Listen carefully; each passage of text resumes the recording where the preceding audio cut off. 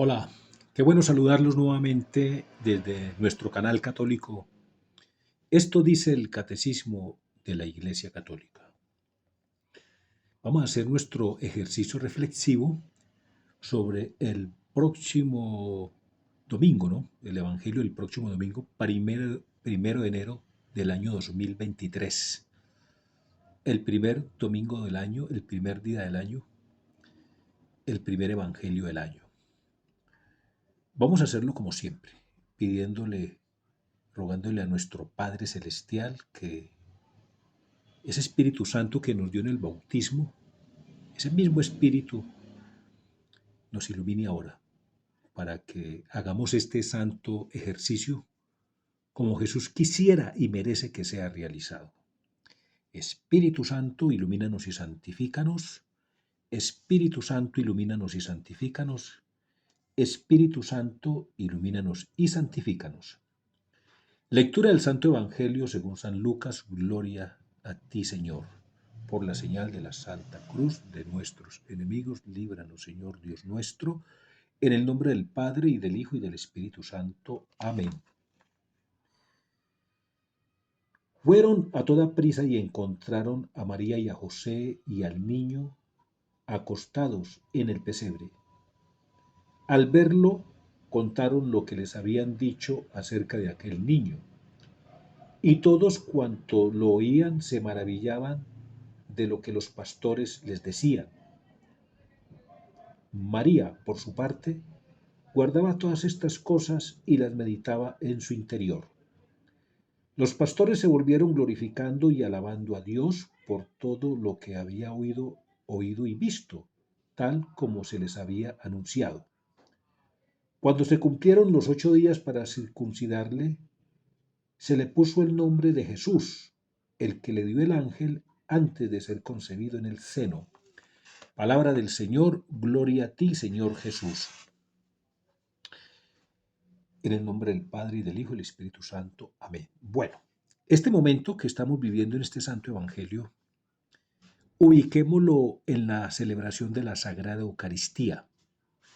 El niño Jesús acaba de nacer en un portal en Belén y los pastores lo están adorando, ¿no? Vamos a la Eucaristía. En la Eucaristía se repite este prodigio, este milagro, ¿no? Del nacimiento del Hijo de Dios, del Salvador. Se repite. ¿En qué momento se repite? Siempre que se celebra la Eucaristía, eh, cuando el sacerdote, en la epíclesis, ¿qué es la epíclesis? Cuando el sacerdote, con las dos manos puestas sobre el pan y el vino, invoca al Espíritu Santo para que le dé vida a ese pan y a ese vino, para que ya no sean pan y vino, sino que sean el mismísimo cuerpo de nuestro Señor y el vino sea la sangre de nuestro Señor, ¿no? Porque para que nuestro Señor Jesucristo sea sacrificado, tiene que nacer primero. Hay que darle vida a ese pan, ¿no? Entonces ubiquemos ese momento en la Sagrada Eucaristía, ¿no? El sacerdote hace la epíclesis, ¿no? Invoca al Espíritu Santo, al Señor y dador de vida, y dice: por eso, Padre, te suplicamos que santifiques por el mismo Espíritu estos dones que hemos separado para ti, de manera que se conviertan en el cuerpo y la sangre de Jesucristo, Hijo tuyo y Señor nuestro, que nos mandó celebrar estos misterios. Porque él mismo, la noche en que iba a ser entregado, tomó pan y dando gracias te bendijo, lo partió y lo dio a sus discípulos, diciendo: tomen y coman todos de él, porque esto es mi cuerpo, que será entregado por ustedes. Ese es el momento de la Eucaristía en que se vive este momento del Evangelio, es decir, que Cristo nace sobre el altar y es contemplado por los pastores. Cristo nace sobre el altar, ¿no? Y es contemplado por nosotros. La Eucaristía, la Sagrada Eucaristía, ¿no? Es sacramento de la muerte y resurrección del Señor Jesucristo. Pero la Eucaristía, la Sagrada Eucaristía, con todas sus partes, implica, contiene toda la historia de la salvación. Ojo, La Eucaristía contiene toda la historia de la salvación, lo que está consignado en la Sagrada Biblia. La Eucaristía contiene a toda la Sagrada Biblia. Es decir, la Eucaristía contiene al Antiguo Testamento y al Nuevo Testamento. Los dos testamentos están en la Eucaristía, en las dos grandes liturgias de la Eucaristía, en la liturgia de la palabra y en la liturgia eucarística. Acordémonos que la Sagrada Eucaristía, digamos que tiene cuatro partes, ¿no? La primera parte son los ritos iniciales, ¿no? O sea, procesión de entrada, saludo sacerdotal, acto penitencial, el gloria y la oración colecta. Pero viene la liturgia de la palabra, ¿no? La liturgia de la palabra, ¿no? Que tiene 7 momentos, ¿no? Por lo general, la primera lectura, por lo general, salvo algunas excepciones, según el tiempo litúrgico, no se hace pues la lectura del Antiguo Testamento, pero casi siempre en la liturgia de la palabra la primera lectura es del Antiguo Testamento. Y el Salmo, primera lectura y Salmo que son del Antiguo Testamento.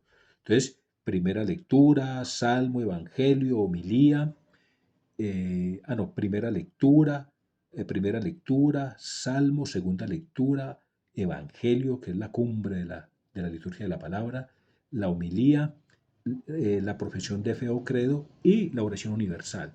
La liturgia de la palabra tiene 7 momenticos, ¿no? Bueno, pasó la liturgia de la palabra que bien podría decirse que es el Antiguo Testamento. Se formó en el Antiguo Testamento. No nos olvidemos que la Eucaristía, la Santa Misa, como la conocemos hoy, hunde sus raíces en el judaísmo, ¿no? Porque el judaísmo, digamos que es la prehistoria del cristianismo. Los judíos son nuestros hermanos mayores. Para tener una idea de cómo la Eucaristía hunde sus raíces en el Antiguo Testamento, en el judaísmo, podemos ir al capítulo 8 de Nehemías. Precisamente se llama así, el día del nacimiento del judaísmo.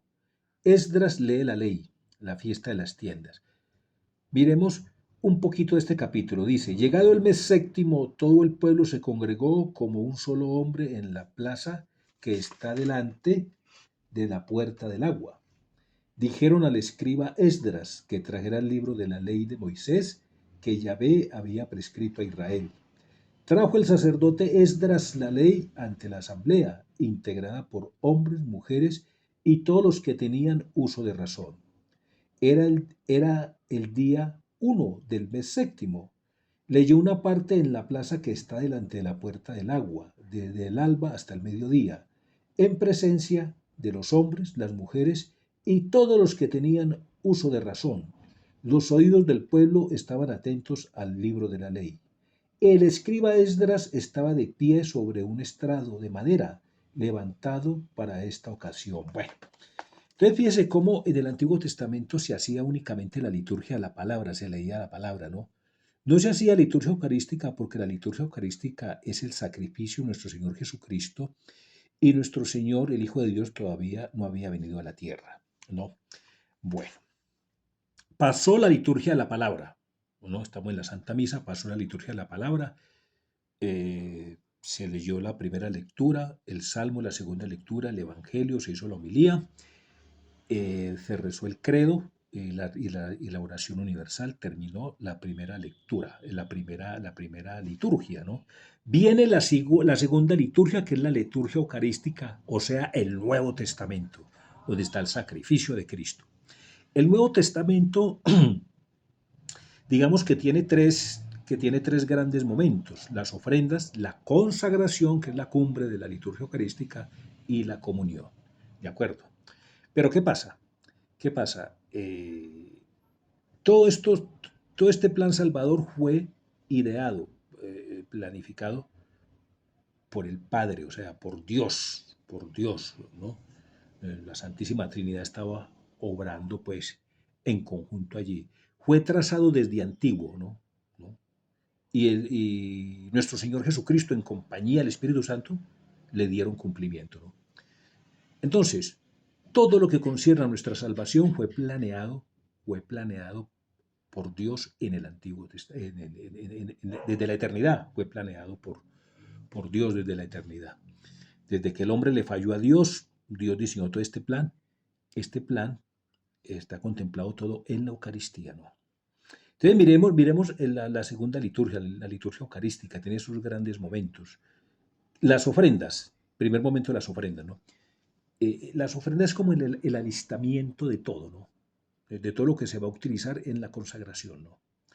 Y es elevar todos estos objetos que se van a utilizar en la consagración, elevarlos a la categoría de objetos santos, ¿no? Ya el pan no es un pan cualquiera, es un pan santo, sigue siendo pan, porque el pan se transforma en el cuerpo de nuestro Señor, es en la consagración en el siguiente momento. Pero como la ofrenda tiene que ser pura y sin mancha, por eso toca purificarlos, ¿no?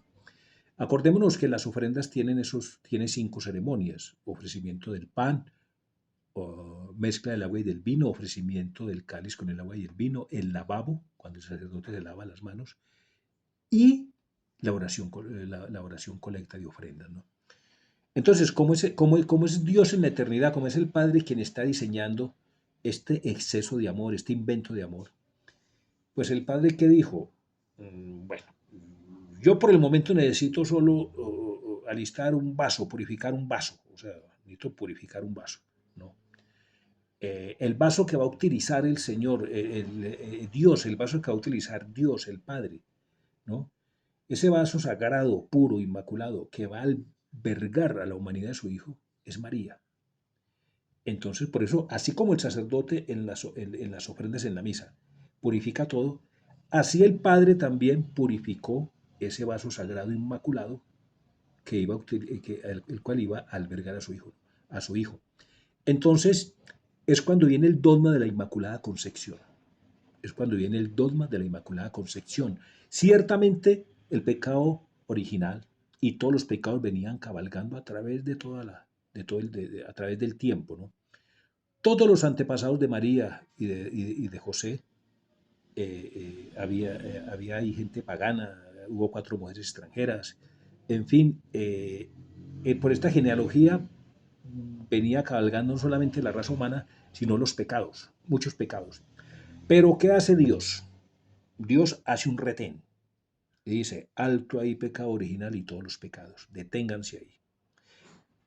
Mientras hago a esta criatura, ustedes están quietecitos ahí, porque en esta criatura no puede estar ni un solo pecado. En esta criatura que voy a hacer, que se llama María, ¿no? Mi vaso sagrado, el vaso sagrado, ¿no? Que va a albergar a mi Hijo y al Espíritu Santo y a mí mismo, ¿no? En esta criatura no puede haber ni un solo pecado, ni un tipo de pecado, ninguna mancha, ninguna insinuación de pecado. Ustedes pecados estén quietecitos ahí. Ese es el dogma de la Inmaculada Concepción. Dios también hizo su alistamiento, su preparación, ¿cierto? Muy bien, vamos al gran momento de la consagración. Vamos al gran momento de la consagración. La epíclesis.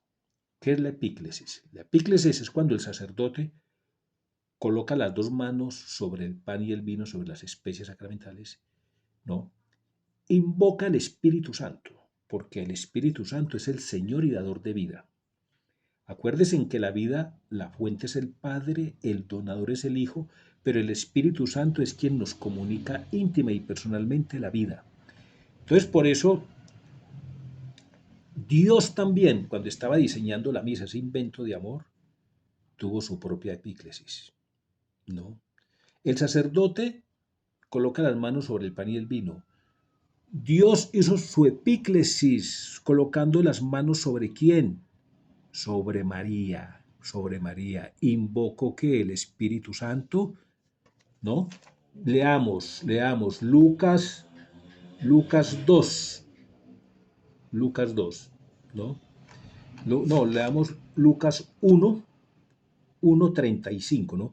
Acuerden que el ángel le dice a María que va a tener un hijo y María le dice: ¿cómo será esto? Pues no conozco varón. El ángel le respondió: el Espíritu Santo vendrá sobre ti y el poder del Altísimo te cubrirá con su sombra. Por eso el que va a nacer será santo y se llamará Hijo de Dios. En ese momento de la encarnación, cuando el ángel visita a María, es Dios, ¿no? Haciendo una epíclesis sobre María. impone sus dos manos sobre María, ¿no? Impone sus dos manos. ¿Cuáles son las dos manos de Dios? ¿Cuáles son? Preguntémosle al Catecismo de la Iglesia Católica y el Catecismo en el numeral 704 nos va a responder. Dice el numeral 704 del Catecismo de la Iglesia Católica: en cuanto al hombre, Dios lo formó con sus propias manos, es decir, el Hijo y el Espíritu Santo. O sea que las dos manos de Dios son el Hijo y el Espíritu Santo. Dios hizo su propia epíclesis sobre María en el momento de la encarnación, y, y con sus dos manos. Una mano era el Hijo y la otra el Espíritu Santo. Por eso lo que nació fue santo, fue santo, fue santo. Muy bien.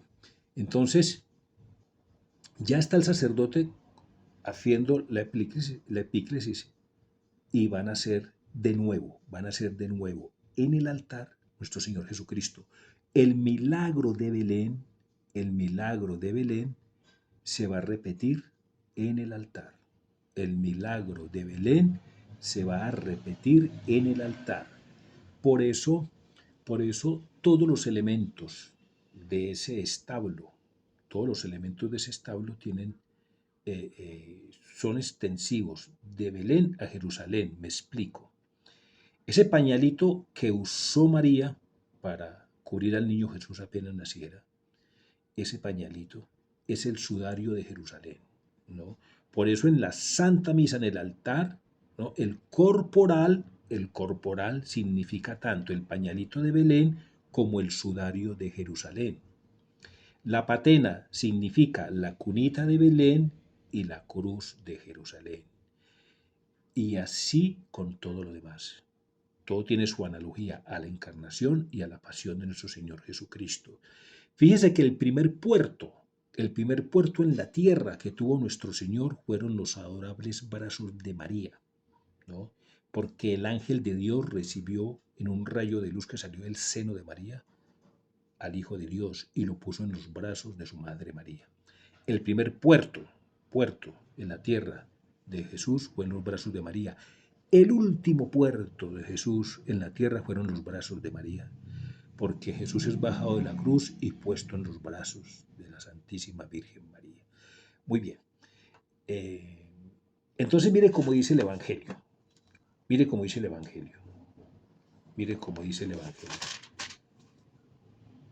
Fueron a toda prisa y encontraron a María y a José y al niño acostados en el pesebre. Fueron a toda prisa. Hoy por hoy, ¿quiénes somos esos pastores que fuimos a toda prisa? Somos los que vamos a la Santa Misa y contemplamos al niño Jesús nacido en el altar, ¿no? Nacido en el altar. Ya ese niñito, que es el mismo niñito Dios que nace en el altar, ya no está cubierto con pañales. Se ha querido cubrir con velos eucarísticos para no infundir temor, ¿no? Porque ese niñito que está allí tiene el mismo poder, la misma gloria que la columna de nube que bajaba en la tienda en el desierto, que el mismo fuego que cayó, que bajó en el templo, la misma luz que tumbó a los apóstoles en el monte Tabor en la transfiguración, la misma luz que tumbó a Pablo en el camino de Damasco, en la conversión de Pablo cuando lo dejó ciego. Esa misma luz está naciendo en el altar y para no infundir temor ha querido cubrirse con los velos eucarísticos. ¿Sí ve? Entonces, mire lo que sigue el Evangelio. Al verlo, ¿no? Fueron a toda prisa y encontraron a María y a José y al niño acostados en el pesebre. Cuando vamos a misa, nosotros encontramos al niño Jesús en el altar cubierto con velos eucarísticos para no infundir temor. Al verlo, contaron lo que les habían dicho acerca de aquel niño. Nosotros vamos a contar también, vamos a contar. Vamos a contar, no, resulta que ya sabemos que en toda Santa Misa que vamos, el niño Jesús nace en el altar como nació en Belén. Y esta vez está cubierto de velos eucarísticos para no infundir temor, ¿cierto? Todo, todo, todo momento del Evangelio y de las Sagradas Escrituras tiene su puesto en la Sagrada Eucaristía. Todo momento del Evangelio tiene su puesto en la Sagrada Eucaristía. Todo momento de la Sagrada Biblia, todo versículo de la Sagrada Biblia tiene su puesto en la Sagrada Eucaristía. Si es del Antiguo Testamento, tiene su puesto en la liturgia de la palabra. Si es del Nuevo Testamento, tiene su puesto en la liturgia eucarística. Pidámosle al Señor, hoy la gracia grande, pidámosle al Señor, ¿no? Que nos regale en el año que está a punto de empezar, en el 2023, que nos regale esa gracia grande de la inteligencia eucarística, la inteligencia eucarística, que nos ayude a entender que la Eucaristía es la razón de ser de todo, como dice Benedicto XVI, nuestro querido Papa emérito, dice, la Eucaristía es el centro vital del universo, la Eucaristía es la razón de ser de todo. Pidámosle a nuestro Padre Celestial en nombre de su Hijo que nos ilumine con su Santo Espíritu para que día tras día crezca en nosotros la inteligencia espiritual. Gloria al Padre. Bueno, antes de terminar, repitamos nuevamente, ese espacio de tiempo que hay entre la consagración del pan y la consagración del cáliz dura unos segundos. En el tiempo litúrgico es el tiempo que hay entre la Navidad y la Semana Santa, ¿no? Porque cuando el sacerdote dice, esta es mi sangre, el cáliz de mi sangre, ya nos está asociando Cristo con su muerte, ¿sí? Hasta aquí nos asoció con su nacimiento, su vida sobre la tierra, ahora nos va a asociar con su muerte. Y la muerte del Señor la celebramos en Semana Santa. Entonces, si en la Sagrada Eucaristía, que estos momentos son reales, pasan unos escasos segundos, en el tiempo litúrgico pasan unos 3 o 4 meses, es decir, de Navidad a Semana Santa. En la vida real de Jesucristo, cuando estuvo sobre la tierra, fueron 33 años. Entre la encarnación y su pasión, muerte y resurrección. O sea, entre Belén y Jerusalén, en la vida real de Cristo, cuando estuvo sobre la tierra, fueron 33 años. En el tiempo litúrgico son 3 o 4 meses, en la Eucaristía son unos escasos segundos, ¿no? Son unos escasos segundos, ¿no? En la misa, en la Eucaristía, los personajes son los mismos, los acontecimientos son los mismos, los accidentes son los mismos. Gloria al Padre y al Hijo y al Espíritu Santo, como era en el principio, ahora y siempre, por los siglos de los siglos. Amén. Saludos a sus familias, les deseo de corazón a todos los que escuchen este video un feliz año, muchas bendiciones de todo índole, bendiciones espirituales, personales, académicas, económicas, bendiciones para todos, pero principalmente las bendiciones espirituales, nuestra inteligencia eucarística, nuestra inteligencia espiritual. Los que escuchen este video y no se hayan inscrito al canal, por favor inscríbanse. Si les gusta, denle clic a la manito hacia arriba. Si les llamó la atención algo o algo no les quedó duda, háganme en los comentarios. Coméntenme y difúndanlo. Mire que el Evangelio dice, al verlo contaron lo que habían dicho acerca de aquel niño. Estamos diciendo algo acerca de aquel niño. Pues igual que los pastores, vayamos a contarle a los demás, difundiendo este video para que le llegue a más gente, ¿cierto? Y esto a más personas, y estoy seguro que con la ayuda del Espíritu Santo, después de escuchar este video, con la ayuda del Espíritu Santo, vamos a aumentar nuestra inteligencia eucarística y una mejor comprensión de este santo evangelio. Dios los bendiga.